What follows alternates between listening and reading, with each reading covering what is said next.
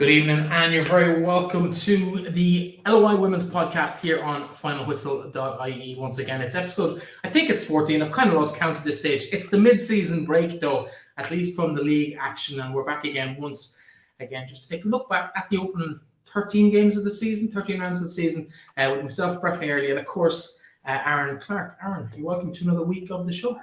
Is it 13 rounds? Is it 14 rounds? It's 14 rounds gone. Most teams have played 13, some have played 12. I'm getting confused as well, even at this stage. The odd game always throws me off. How are you anyway? How's your week been? My camera's been good. Managed to get to a game last Saturday. Hoping to get to one this Saturday. Just a little bit up in the air. The day job was getting in the way, but we're hoping to figure a few things out.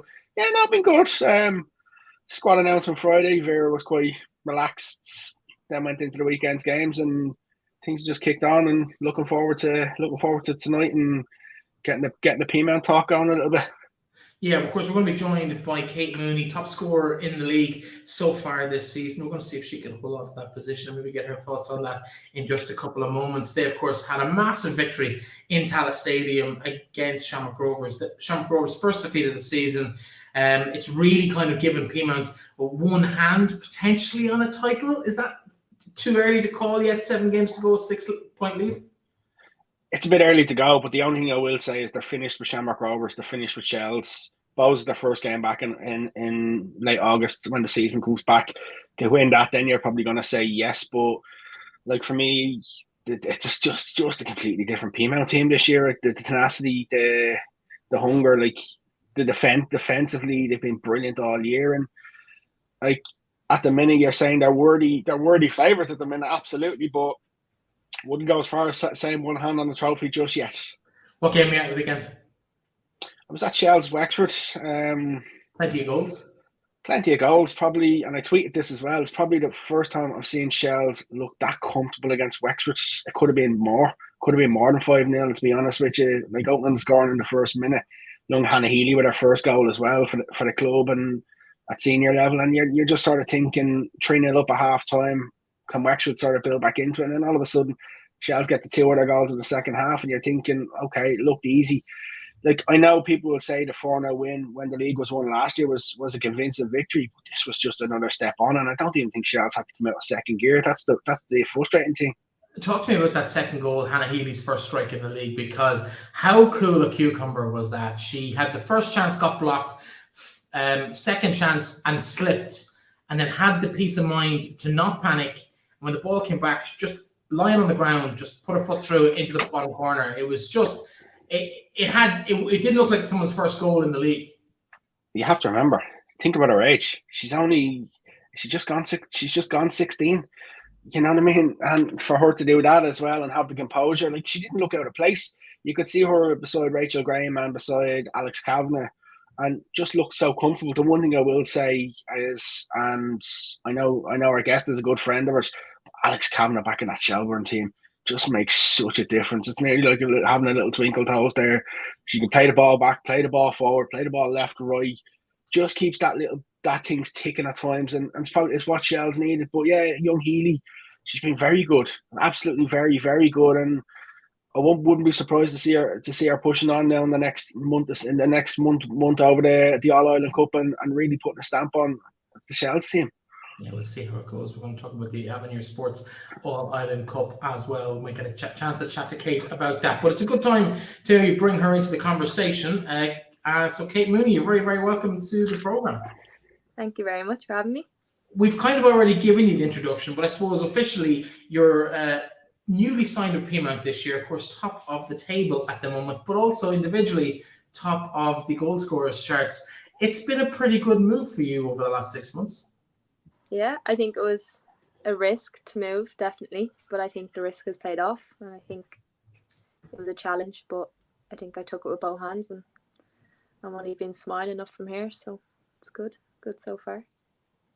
Talk to us a little bit about that. Like you say it's a risk. Like I think even forget the moving to Peamount, leaving Shelbourne. When you left Shelbourne, everybody probably thought, you're going to aside that potential win leagues. They've won leagues since. Even that was a risk, and you've just sort of, how would you say, you continue to take them, and Is it fair to say it's about you playing football and you playing regularly rather than maybe just sitting on the bench or maybe not being fully happy where you are and sort of things? Yeah, all my moves so far have been 100% about me just playing football, just being on that pitch every weekend, training every week, and just knowing that I'm going to be on the team sheet and being able to play, because I think I spent a lot of time on the bench at Shells, and I thought to myself, I'm never letting myself go through this again, sitting on the bench watching people play football when that's all you want to do. So I think making the move from Shells was probably the biggest thing I've ever done, and I was sad to leave, but I think it's, looking back, probably the best thing I could have done. Obviously, a lot of your time at DLR, you missed out through injury. I know we chatted to you last year when you were just kind of the brink of coming back. In terms of when you looked at the opportunity to go to Peamount, was the fact that they'd lost a lot of attacking players to various clubs, that you could see that opportunity and that realistically you were going to be in the frame for a lot of game time? We made any promises? Did you have a gun to James's head to say, play me or I won't sign? Not at all. No, I don't. I actually don't think I like that when a manager says you're going to be in my team every week. I think I like when they say you're going to have to work hard to get into this team, and I'm like, fair enough, challenge accepted. But I think what I really like about Peamount is I actually said no, that I was going to stay at DLR at first, and then they just never gave up on me when I was considering, when a lot of other people left DLR after that. I said no. After I said no, a lot of other people left, and then obviously I had to kind of open my mind up again about a move. And then Peamount were just straight on me again. They just really wanted me to play for them, and I really respect that, and I think they really rate me highly, so I went with them. James really seems like a good guy, so I went with him. It's fair to say that this season was there's so much pressure on yourself this year, because of the fact that you come back from the ACL last year, you then sort of get in a little bit of a groove, a couple of niggles, and people are probably wondering, will Kate score goals in the league? How much pressure did you put on yourself when you made the move to Peamount? I bought a lot of pressure on myself. I still think I still do every week. My confidence fluctuates weekly, I'd say, just from myself, because I feel like I have a lot to prove, not only to everyone in the league but to myself mostly, to just show myself that I can do this, that I can be a good player in the league and play every week for a top team like Peamount. So it's like there's a constant challenge on myself to prove myself that I'm good enough, in that kind of sense. Chat to us about the game last weekend, because obviously there's so much talk both on this show and on other platforms about the Shamrock Rovers' influence coming into the league and the impact they were going to have, and potentially because they were so close geographically and so many players have moved from one to the other over the off season, there was that little bit of rivalry that maybe just needed to be kind of sorted out. What was the atmosphere like going into that game within the Peamount camp? I know you weren't involved with the club last year, but there must have been that kind of a really big game atmosphere around that particular game last weekend. Yeah, definitely. I think it was a massive game. It was actually the first time I've ever played on TV before, so I think I was especially nervous. But just the passion and the work rate within this Peamount group that we've had since pre-season, and the passion to stay together as a group, and we are just all really, really good friends, and we all have each other's back. So I think that drove us on in that game against Rovers. I don't think it was a very nice game to watch. It was very back and forth, no real chances and stuff like that. So it was very hard to play in. But I think, thank God we came out with the result.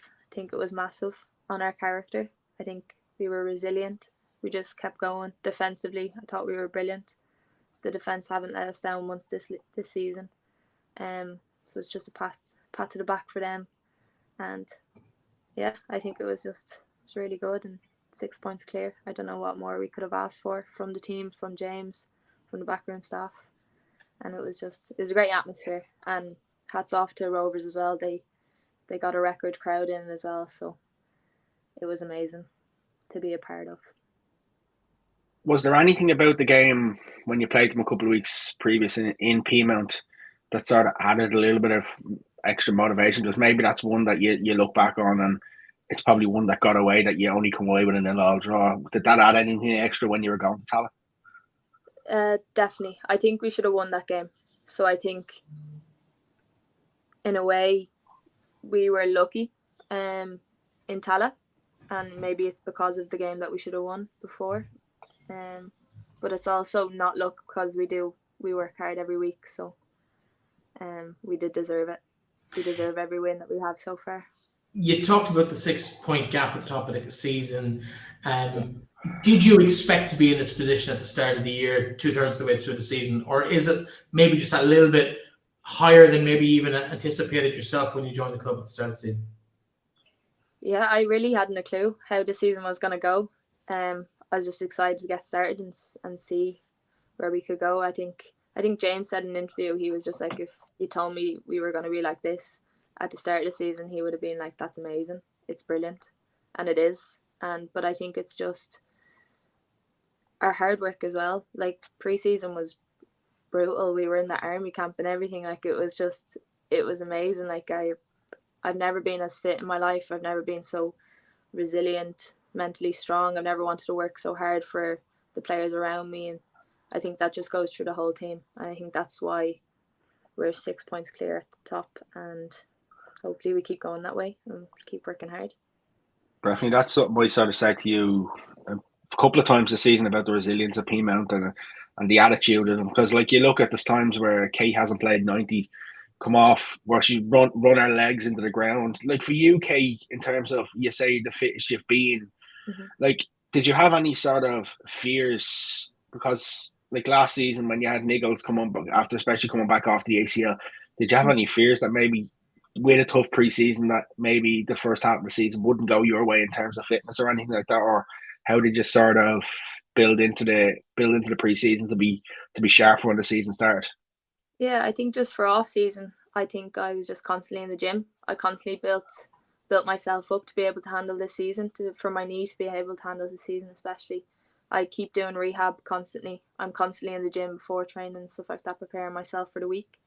And I think just my personality in any ways, on match day, I'll run into the ground for anyone. You know, if you ask me to run however long, if James asked me to run however long on a pitch, I'd run my legs through the ground for this team and for anyone. And I don't even care about me scoring, or just as long as we win, I'm happy. Of course, the carrot at the end of the league season, should you go on to win the league title, we're not going to put, we're hopefully not going to put a curse on you, but should you want to do that, of course, is that the team qualify once again for Champions League. You missed that with Shells. You didn't get to play in that back in the day. Has that been a niggle in the back of your mind about maybe getting back to that level and showing what you can do, not just here, but maybe on a level above? Yeah, I think with Shells, I did miss out on playing Champions League. I think I got like 7 minutes or something like that. I still had the one goal though in that 7 minutes, so that was kind of amazing. But I would definitely love to play in Champions League. I think that would be a dream of mine achieved. If I could do that with this team in Peamount, that would even be better. But I think I can't think too far ahead. We can't think too far ahead as a team, because if you do that, you lose track on what the objective is. So I think it would be amazing. I would love it, and it would be very exciting. But I'll focus on the Tallaght again next week, on Rovers again. I don't want to single out players, Kate, but we sort of have to, in this sense, the importance of Karen Duggan, because everybody said in the off season, once Anya announced she's gone, we sort of knew Stephanie was going to follow suit. When Karen says no to Shamrock Rovers and stays with Peamount, talk to us about her, what she's like in the dressing room for a player, especially when you come into a new club. I just think the aura that Karen brings in the dressing room is none like I've ever seen it. It's kind of like Pearl at the Shells dressing room. You know, it's kind of like this person that you know is going to have your back. Like, I know if I turned around to Karen and was like, I can't run these next 5 minutes, she'll do that running for me, and I will 100% do that back for her. She's just that type of player you can lean on. You can go to her for everything, and I think from day one when I went to Peamount, I felt that. And I think all the girls will say the same. She's just a tremendous captain. I think she deserves everything that she's getting this season. and she honestly deserves a lot more credit than she actually gets. I think she's just amazing. Well, she has been in the team of the week probably more than any other player. This second, Breifne, second most. The next girl I was going to mention, Coyle, who has been on fire for the last couple of weeks. Player of the month this month as well. Like, we talked about the drain out of Peamount at the end of last season. You've got player of the month, probably the best player in the league in Karen, and yourself as top scorer. It's not a bad replacement crew for what they've lost over the winter. Yeah, I think they did lose quality players in the off season, and I only hope that I could live up to what they've lost. But I think that the players that they had would have been well able, 100% well able.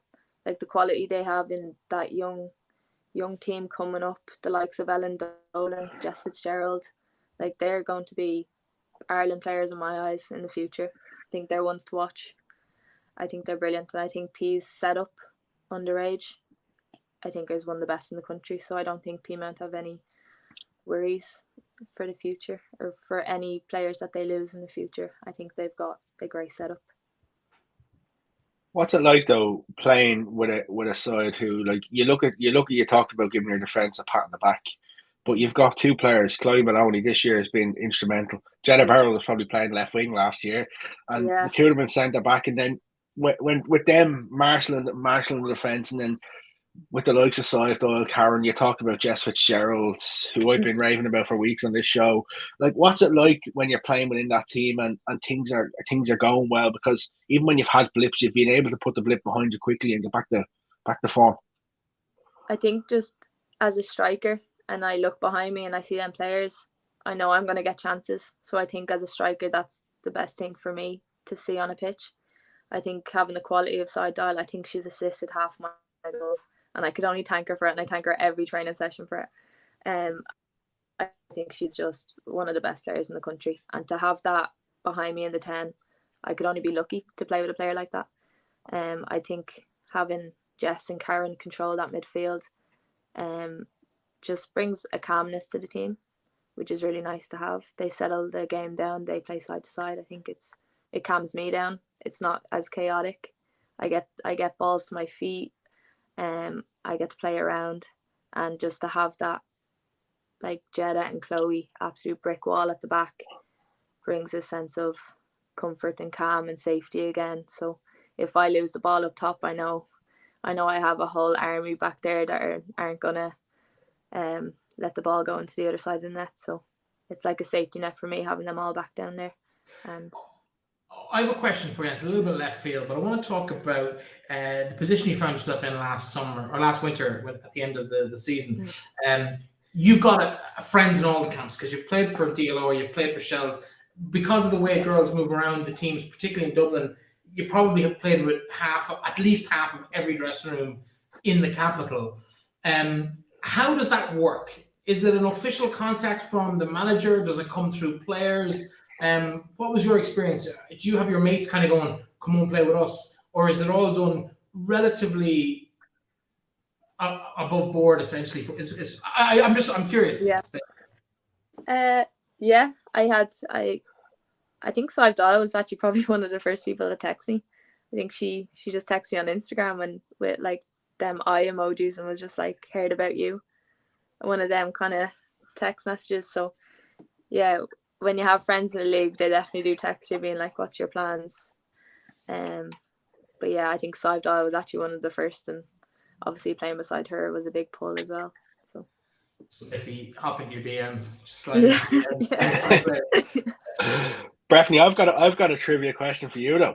Oh God, I caught you on last week. So what are you going to do with me? Yeah.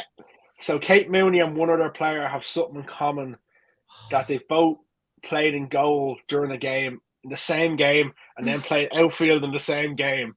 Can you tell me the other player and the team? Did you score in this game, Kate, as well? I don't think so, but I think I know the other player. I know the other player did. Yeah, she did. Yeah. Yeah. I'm gonna guess Shells. Against? Oh, I won't get against, but I'm gonna guess Shells, and I would probably say Noelle Murray. You've got the Noelle Murray one right. Okay. Against I wouldn't have got who against Limerick, and they actually kept a clean sheet that day. Well, congratulations, Kate. I have to give you that on the Thank record. you. Were you in goals for long? I think Noelle was in goals for like 15 minutes, and then I was in for the rest of the game. It would be like in 20 years, we'd be seeing a video. I don't know if you've seen the ad that John O'Shea has done recently for, I think it's Just Eat or something. But it's ridiculous about his nutmeg on Figo that time. And they made a whole 20-minute fake documentary about the nutmeg. It's hilarious. So yeah, we might. He also played in goal for United as well. That's why he came to mind. That's why he came to mind. So Kate. Oh, sorry. I was going to ask Kate about the Avenir Cup that starts this weekend. Of course, it's a new competition. I think it's safe to say it's probably going to be an opportunity, much like the League Cup would have been, to give maybe secondary players some game minutes that they haven't got. Do you expect to feature much in this? Will it be a bit of a changed Peamount team, or will it be a complete kind of second string that will be playing at the weekend? I think I'd like to play, but if he doesn't and he decides to rest me, I'd be happy enough. I think it's great for the girls that haven't got much game time. It's great for also, we've got a few niggles that need to be rested, so I think it's great for our players to rest and recover, because we have another half of a season to go. So I would like to play. Yeah, I want to play any game that I can possible. I was out for a year with my ACL, so I'm sick of missing football. So it's not like you got a tough draw or anything.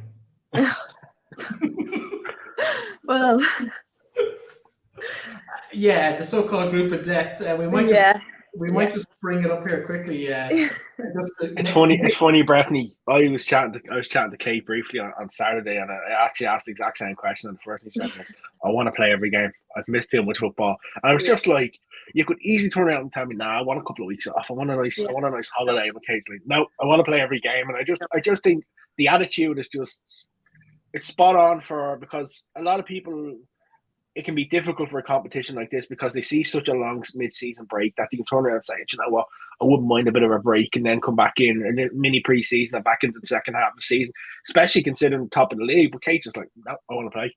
And I like that because that just shows that A, always wants to continue to improve and get better, but B, also has a lot of respect for the fact that it's a new competition and it's something that as well hasn't been won before. Absolutely, yeah, exactly. Absolutely. It's another cup to win. Shamrock Rovers, as you mentioned, are back to Tallaght this weekend in that particular competition, but Glentoran and Wexford Youths await. How much do you know about Glentoran, or is this all kind of a bit of a new adventure for you? I think we played them in pre-season, actually. If I remember correctly, I think we did, and they gave us a really good game.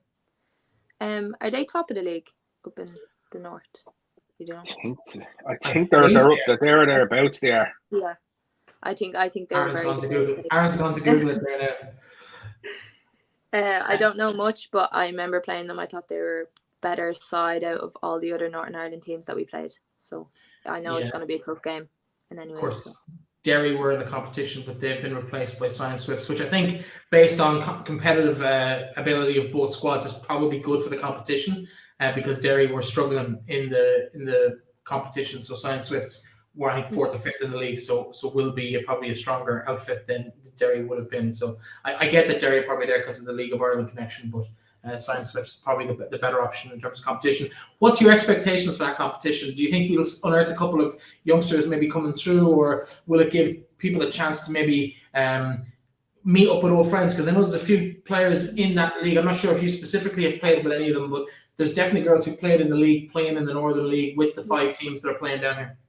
Yeah, I think I've played on Ireland with a few of the girls from Northern Ireland. I think Erin McLaughlin played up there actually on our team. I can't remember which team, but I think Sion. I think she was Sion. For Sion, didn't she? Yeah. I think Megan Lynch is with Sion as well. Oh, that'll be very good.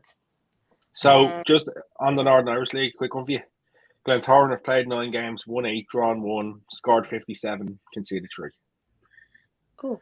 57-3. Wow. They're handy, yeah. But they're in your group. Now, the only criticism I'd have of the competition is that it's a little bit condensed, and they've cut out the quarterfinal stage, which would make sense in 4 groups of 4 teams. So if you don't top your group, you've no other game. It's just straight to semi-finals, just the group winners. Does that allow maybe the potential for a lot of kind of dead rubbers later in the competition, in your opinion? I think it will allow for a few shocks that are going to happen in the semi-final. Yeah, but I think it will also be great for like teams that may not get like high up in the league, or like from our league anyways, that might not reach the top 4. They may have a chance to kind of get a bit of silverware, which I think would be great for them.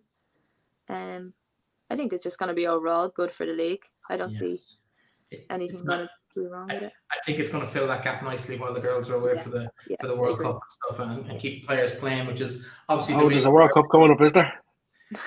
You know there's a World Cup, Aaron. You have flights booked. You have me haunted every week. Listen, Kate, it's been an absolute pleasure having you this evening. I know you've had a long day in work, so thanks for joining us so late in the day as well for a chat. Before we let you go, Peamount League champions or no? Of course. I like that confidence. Kate, listen, it's been a pleasure chatting to you. Best of luck at the weekend. Thank you so much. Thanks, Kate. Kate Mooney there. I kind of love really getting inside the players' minds in terms of where they are, and she's had such a good impact this year since arriving at PRL Park. Like it can only really get better. Well, I'm not going to tempt fate because I know she's had her injury worries and stuff, but it's been a really good start to the season for her. Can you see? The thing is, right, she scored 9 goals, okay? But there's been games where she hasn't scored any goals. And the thing about them games is that the fact there's some games she probably hasn't had even a shot. But you can see her work rate even in them games is massive. Like, you look at the likes of the Wexford game in particular, ran herself into the absolute ground. And you could see when James O'Connell took her off, you're like, Kate wrecked. Because you've given absolutely everything for Peamount.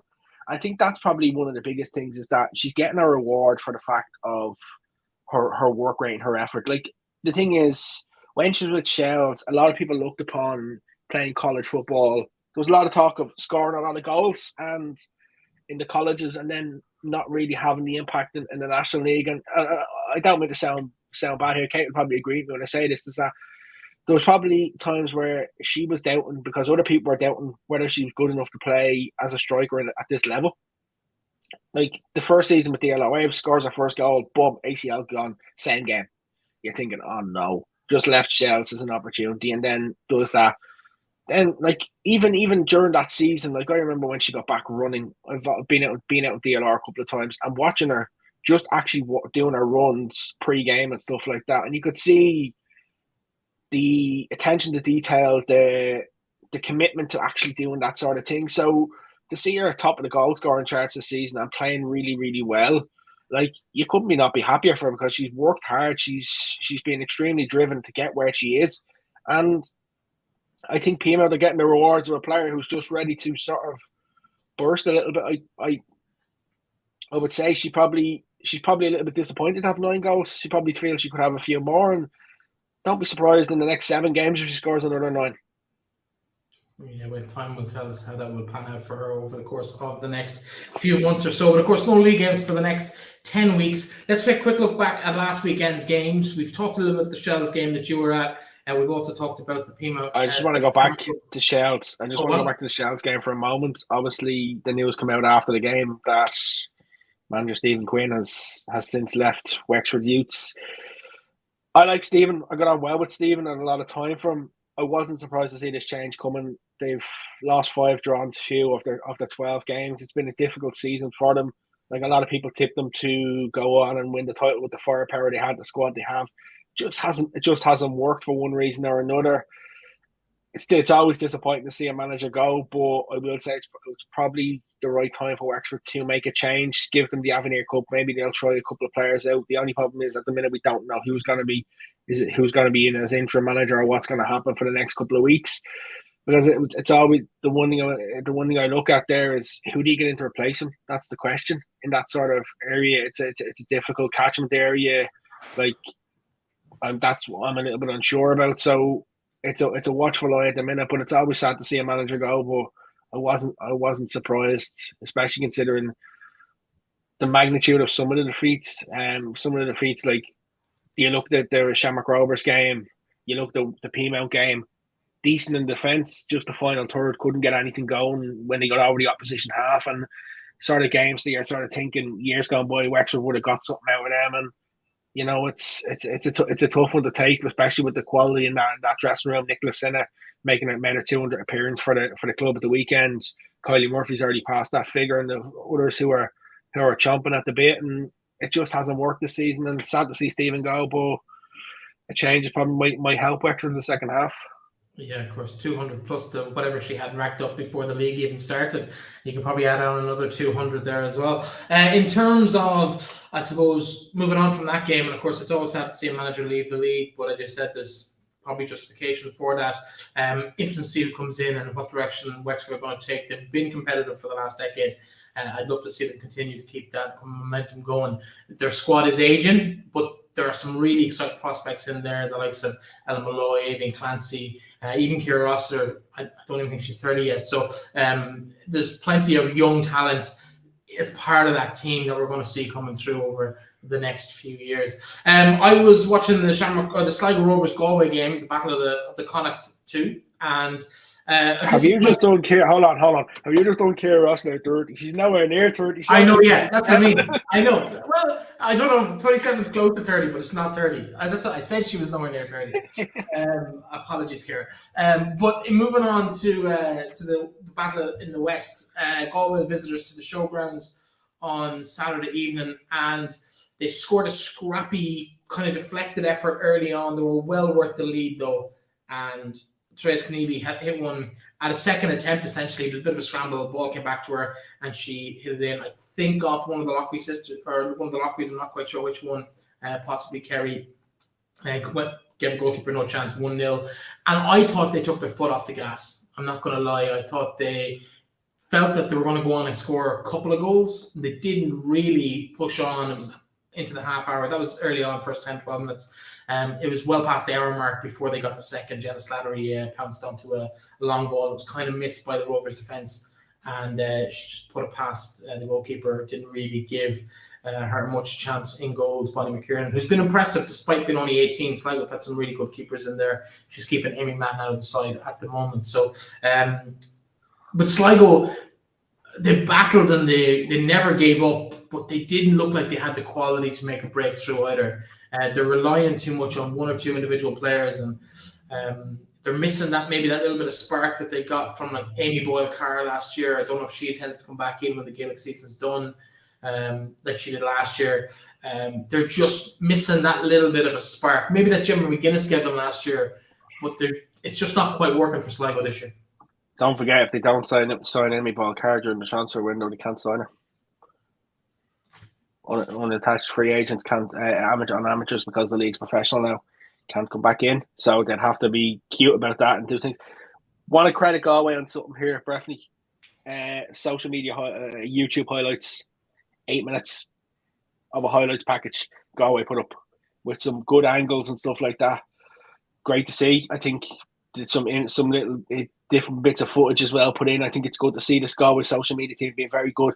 From Galway point of view here, I think, is it a case that they got 1-0 up and confidence is probably a little bit of an issue at the minute, just because of the fact that they went on that great run, they've lost 3 or 4, they lost a couple on the bounce, and they were just looking to try and see it out, maybe where previous, like as you look at against when they played Sligo the last time, it was something similar. They were coming through, they didn't have the greatest of form at that stage, and they sort of went 1-0 up early, and you expect them to kick on, score 3, 4, 5, and likewise again, it's a late second goal, give them a 2-0 win. From a Sligo viewpoint, though, after the back of the comeback against Treaty, like you were sort of thinking, okay, that's a great comeback. It's a great comeback performance to grab the point, but like for them, as you say, lacking that little bit of spark, it's difficult to say where they're going to get someone to give them that bit of a spark. Like you have a lot of players there who don't have much experience. Some of them maybe only have a year experience as well, and it's not easy, and it's difficult. Maybe the Avenir Cup might give them a little bit of an opportunity to try a few different things that they didn't have before, especially with the FAI Cup coming up as well in the second half of the season, to maybe get a bit of a cup run. So I'd be interested to see what way Stephen uses this competition. Does he try players out in different systems, different positions, just to try and see can he get some sort of momentum going? But it's been a really difficult season for Sligo, and it's one that you're looking at where the next win comes from. It's sort of hard to see, bar the likes of maybe a Cork game, and like I feel sorry for them because especially after point what happened last year and then to come into this season and sort of struggle. It's hard, but with new teams, like we've seen for many years, both struggle with getting players in and getting big results as well. Like it's only really this season and towards the second half of last season that they sort of kicked on. So like for Sligo, it's a case they're gonna have to keep plodding away, but it could be a really, really long second half of the season. Yeah, I think so. But I think as well, they did lose Casey Howe and Emma Hansbury to injury, albeit late on. They did lose those two players who were hugely influential for them. Gemma McGuinness was taken off after 25 minutes. Must have been an injury, but didn't really look like an injury. Quite a strange one. But she didn't look too happy with being taken off, or maybe that just might have been a reaction to maybe having a knock coming into the game that didn't quite clear up as they hoped it might. Yeah, like Gemma's been good for them as well, and so that's why you would suspect that it's something like that. I couldn't imagine her being taken off especially being 1-0 up as a tactical sub so early on. But as you say, from the Sligo viewpoint, Casey Howe will be if it's anyway serious, it'll be a big loss. Emma Hansbury probably this season the most football she's played in a long time. She's been fit up until now. She's been fit. She's been able to play 90 minutes quite a lot, and where previous season she hasn't been able to do that. I think from a Sligo viewpoint, they need as much experience as they can get when it comes to players in and around National League, because it's a big step from having underage players come through or even underage internationals. Because like yes, the likes of the likes of Shells and Peamount can do with the likes of Hannah Healy, Jets Fitzgerald, because they've got loads of players of great quality around them. But it's harder for the likes of Sligo to blood in an underage player, especially with less experience and when things aren't going well. So it's difficult, and I really do a feel for them. But like unfortunately, at this level, the gap is only going to continue to get bigger between the top and the bottom. Yeah, good result for Galway all the same. Keeps them somewhat in touch with the top of the table. Let's move to the Cork City game. They were down in the weekend. They played Bohemians. 2-1 the result there. Watch the highlights. Your thoughts on the game first? From a Bows viewpoint, it's another good win. It's another good win. Be extremely disappointed to concede the late goal, though. That's probably taking the gloss off a little bit. Young Ciara Senna, she only turned 16 the day after she scored as well. Like we're seeing more and more younger players come in and score. Like from a Bows viewpoint, like it's been a really good first half of the season. Like to be 2 points off second and third who are level on the same points. It's probably something that if you'd offered that at the start of the season, they'd have jumped and taken it. Like, not all the games are being pretty. You score early on, and then you get a second just before half time. You're sort of comfortable. But from a Cork City viewpoint, the late goal, it's one of them that like they've this tendency. They've done it a couple of times of scoring some late goals. But I'd just like to see a little bit more out of Cork. I'd like to see a little bit more in the performances, and it's one that they've shown us glimpses of what they're capable at times, but they haven't really put in a full 90-minute performance just yet to actually to merit getting a big win. Like to them, 2-1 against Bohs, they'll probably be thinking they could have potentially got something even more from the game, but like it's hard because they're another story whose confidence is probably a little bit low. Yes, the draw against Wexford was a big result, but again, haven't really kicked on since that either. Yeah, of course, the DLR final game against Treaty United 0-0. You mentioned highlights packages before. We've seen a lot of... I've complained about highlights packages because they tend to not show much other than the goals. We've missed penalties, we've missed dismissals, we've missed a whole lot of range of stuff in the highlights, which is not ideal. I was impressed with this game, considering it was 0-0. There was a 2.5-minute package. There was 3 or 4 chances for each side put into it. It actually looked like an entertaining game despite the scoreless result. Like from what I'm being told, Eve Bandana was brilliant again, even that in the first half. But then then Anne-Marie Ulak must have been as busy for the fact that she was in the team of the week. But it's the second nil all draw between the two sides. Like, the problem is they're both struggling to score goals. They're both really good goalkeepers that sort of didn't really help in this sort of game. It's one of these that I probably expected that this would probably be the result of the thing. But then again, from a Laura Heffernan viewpoint, you've taken 5 points from your opening 3 games. You haven't lost any of your opening 3 games. She's got to be happy with how life in the hot seat has started. From an Alvin Heisel point of view, I'm sure if you offered Alvin the points he has now on the board at the start of the season, he'd probably said, "Yeah, thank you." Like, that's 2 draws and a bounce to them. The draw with Sligo and then the draw with DLR. Like, they just need to turn some of these into wins. If they could turn a couple of these into wins, I think they could really start to close the gap to the teams just above them. But you can see why these 2 teams are sort of in a bit of a scrap together in and around the table, because there isn't a lot between them at the minute, and probably a nil all draw is probably a fair result.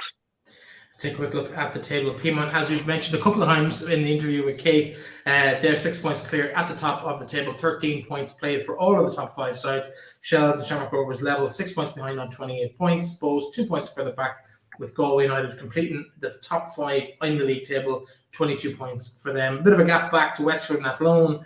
And then, as you mentioned, DLR 3 points behind. And then a gap again, a little bit of a gap there between Treaty and DLR, and Sligo and Cork just propping up the table. If we take a quick look at some of the statistics, if we go to top scorers, of course, Kate Mooney, who was on the show earlier, is the top scorer in the league this year. 9 goals for her so far.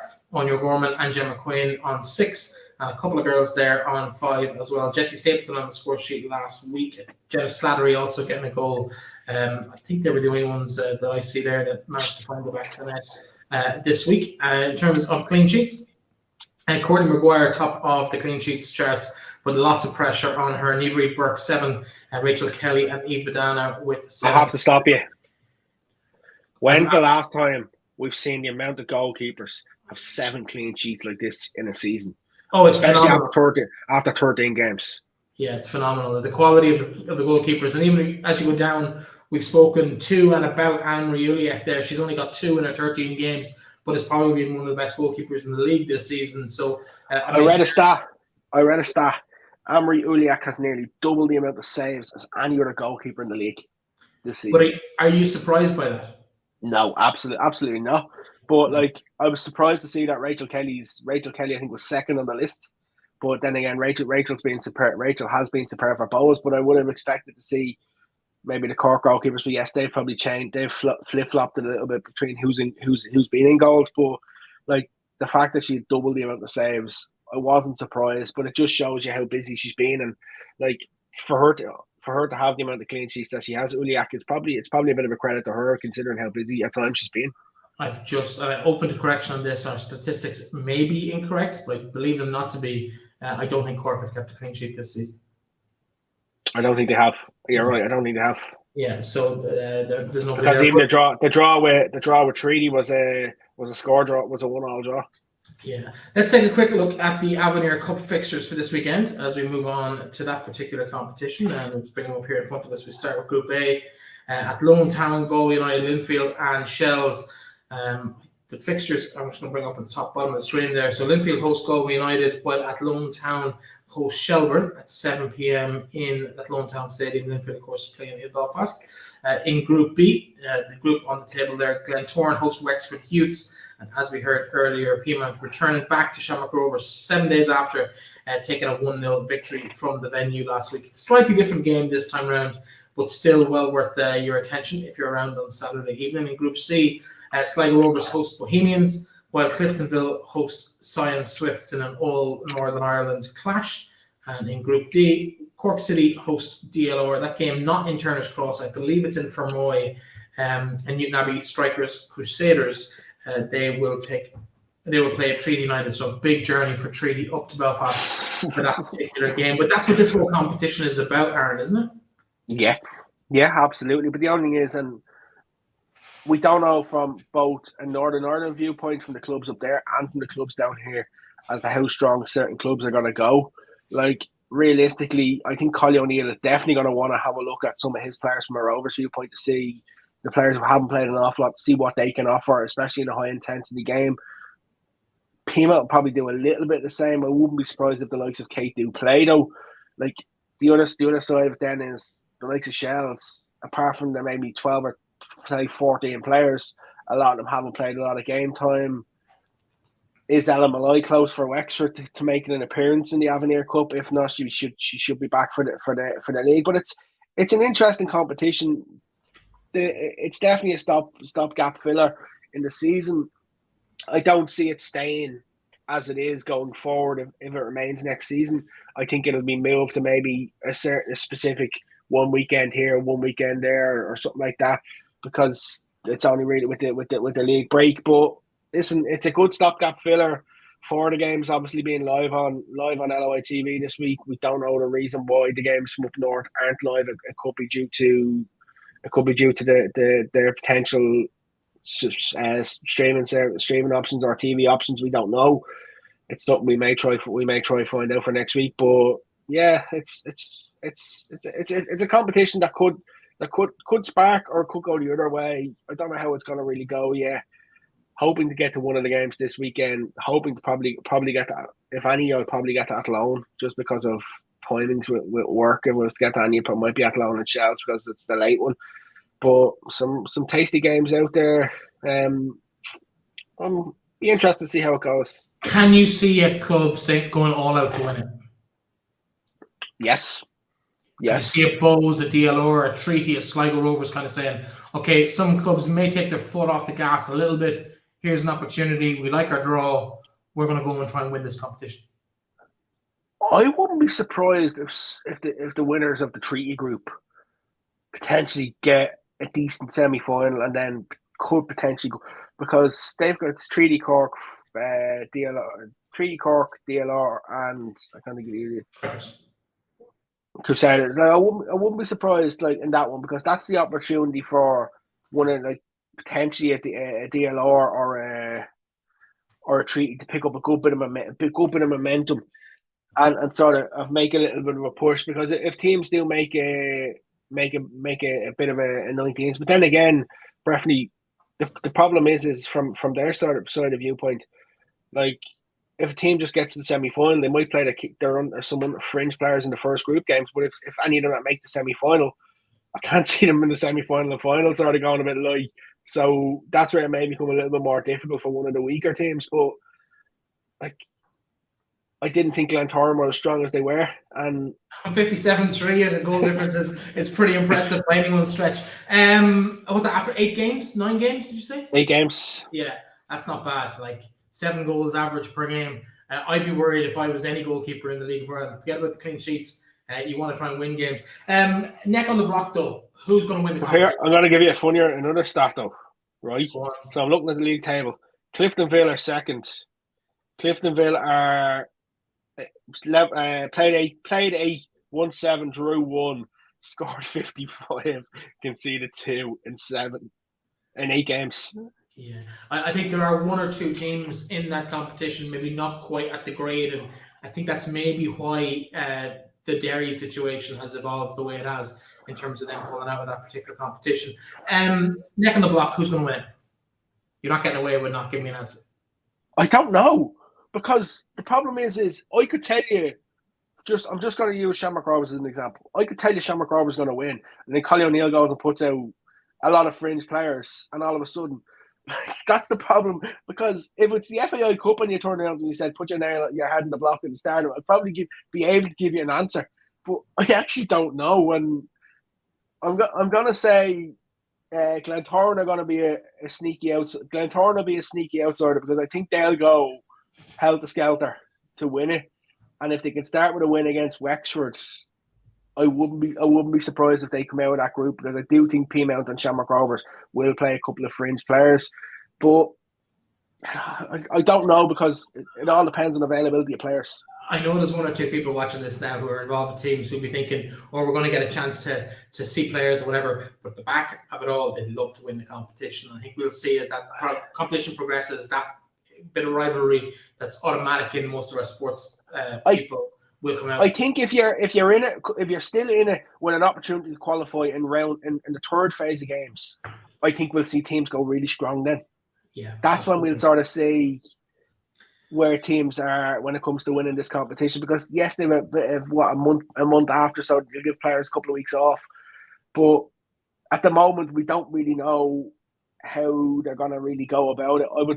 The only thing I will say, and I'll be annoyed, I'll be frustrated if it doesn't happen.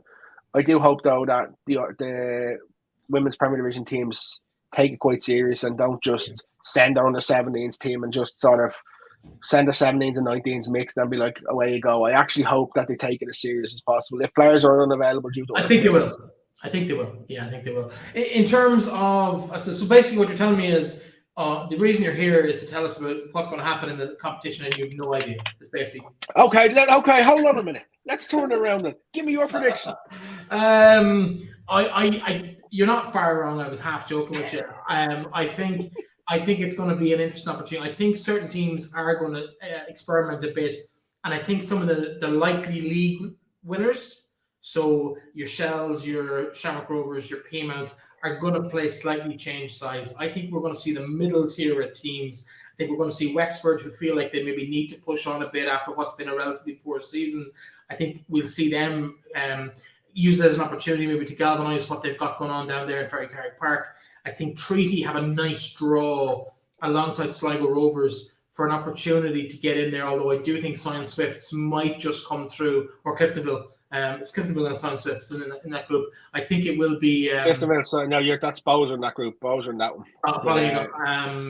Science Swifts, Bowes, yeah. So I think Bowes, it's probably set up for Bowes to really have a good crack at this if they take it seriously. But again, we don't know exactly what's happening in every specific squad, and rotation will be an issue. But I think if I had to put money on it, I think I would probably look at either Glentoran or Bohemians as the team to come out, purely because the others might just not take it quite as seriously. So we're kind of on the same page. If Wexford beat Glentoran, I wouldn't be surprised if Wexford go on, and because they just need to get that first switch.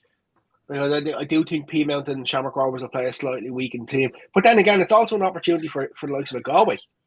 Although they've Shells and Athlone in the group as well, but like if it's an opportunity for them, and I think it is going to be about whoever takes the most serious. And as I say, I don't think teams will disrespect the competition. I think they will go at it with an opportunity just because of the fact they have a good break after it. And we'll know an awful lot next week about who's what, and you know what I mean, in terms of results and how teams are taking it serious. Because I think at the moment we sort of can't say, but after the first round of games, you'll know which teams are going to take it serious. Yeah.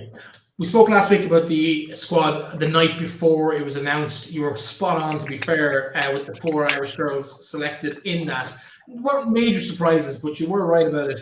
Who do you expect to see coming in, or what's the next week or so looking as we build up towards the World Cup? So they're in at the minute. They're in at the minute. They've been in since Monday in UCD. They've sort of been training away. A couple of players aren't in at the minute. Katie McCabe is not there. Marissa Shavers, Denise O'Sullivan, and Sinead Farley aren't there. Katie is due to join on the 19th. It was talk that it would be after the Zambia game, but I can't imagine Katie will feature in that. If anything, she might be given 10 minutes off the bench. It's not really the sort of game that you need her to feature in. Then we'll see a little bit more then off the back of the week later. Then the squad gets announced. We'll have the 23 players plus 3 additional travelling players who are going to be at the cost of the FAI. They'll be at a press event, and then they'll be the squad that'll go to the France game. And then barring injuries, it'll be them that'll head off the day after. It's how would you say it's a tentative time, because the one thing I'd say is there's a lot of talk on, especially around social media. There's always going to be a lot of people not happy over squads, not happy over players who've been picked, who haven't been picked. I think if anybody, probably 2 of the ones that probably feel a little bit hard done by for me is Jessie Stapleton and Claire Walsh. I think they're probably 2 of the ones that I would say are probably the most hard done by. Jessie obviously scoring in front of Vera on Saturday as well. Sort of a real statement to score in the first minute, but.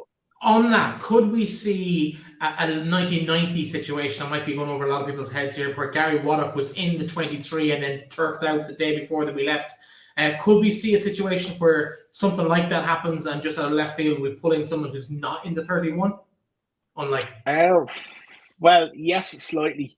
Aoife Mannion could come back into the squad. She was currently in an e-brace, so there's been no update from herself. We might get an update on Friday about what the situation is with her. She was to see a specialist early in the week, but other than that, I can't see her then just turn around and putting Jessie Stapleton in, for example. As much as me and excuse me and many others would agree with it, that like as from a defender point of view, she's consistent, can play multiple positions, but I can't really see many others coming in. She sort of nailed her bed a little bit in terms of that. The only way I see someone coming now is if it is an injury. But in the press conference last week, she sort of did talk a little bit about how Lucy Quinn was on standby for the USA trip and come in and started at the games in the USA. So the players who missed that camp are back fit as well. But you always have worries over a couple, whether will their bodies hold up. Like some haven't played an awful lot of football through injuries, and like never say never that there could be changes. But I think the only way there's a change if there's an injury. Yeah.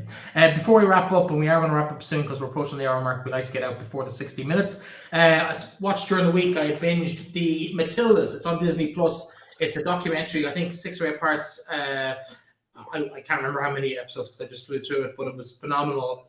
An insight into the Australian camp ahead of obviously hosting the World Cup. You do get reminded about that about every 45 seconds. That's the only negative I'll say about the whole piece, but it's a lovely little piece. It really brings you into the feel of that squad and the trials and tribulations of preparing for a World Cup. We obviously don't get an inside look at what Ireland is going through, but I'm sure it's the exact same. Players picking up niggles, injuries. Will they make it back in time? Do your ACL 15 months out? Will you be back fit? And all the things that come into preparing for a World Cup. It's a really, really nice way to spend a couple of evenings if you've got time over the next few weeks and kind of whet the appetite for what's going to come up. Of course, there are opponents in the first round of games. And of course, as you're about to remind me, Aaron, you have tickets to that match. I have tickets, but I don't really want to use them. That's being honest with you. I don't want to use them. I prefer not to use them. I'll take them. I'll take them. Listen, we're going to wrap it up there before you just before we do. There is a little bit of a talk. There's talk that there's going to be one on Ireland. There's no date as to whether it'll be out pre or post World Cup. It's something that Ross Whittaker is supposedly working on. So I don't know if it's pre or post World Cup. But Breifne, I can't let you go without mentioning this. The USA ad for the World Cup on Fox Sports. It was brilliant, absolutely superb. And good news to come out tonight as well is the fact that the European television associations or whatever they're called have reached an agreement with FIFA. So the disruption over the potential blackout in 5 or 6 major European cities countries is now over, and thankfully the World Cup will be shown up. It was never going to really happen, was it? It was just brinkmanship. No, it was just to get that little few extra quid. Yeah, absolutely. That's it for the week. We're going to wrap up. Thanks very much to everyone who joined us, and for Kate Mooney for giving us her time after a long day at work in hospital. She's a nurse. So the best of luck to her and her teammates this weekend, and of course to everybody who takes part in the brand new Avenir Sports All-Ireland Cup, which kicks off this weekend. It promises to be an exciting little competition. 5 teams from the north, plus the 11 from our own competition, 4 groups of 4. All the details, if you're looking for it, are on our website, finalwhistle.ie, but you will get it elsewhere as well. Of course, most of the Irish-based games, that's 4, I think, this weekend, will be on, as usual, LOITV.ie. I don't know whether they're extra. Aaron, you might know if they're extra to the program or included. I don't think they're extra. I haven't seen that they're going to be an extra charge. If there is any extra charge, we'll be up on both the WNL show and Final Whistle. We'll make sure just to clarify that for anyone. We expect it to be part of the season pass, but we're not quite sure if it is or not. Anyway, before we hit 60 minutes, that is us. Aaron, thanks for joining me. We'll chat to you again next week.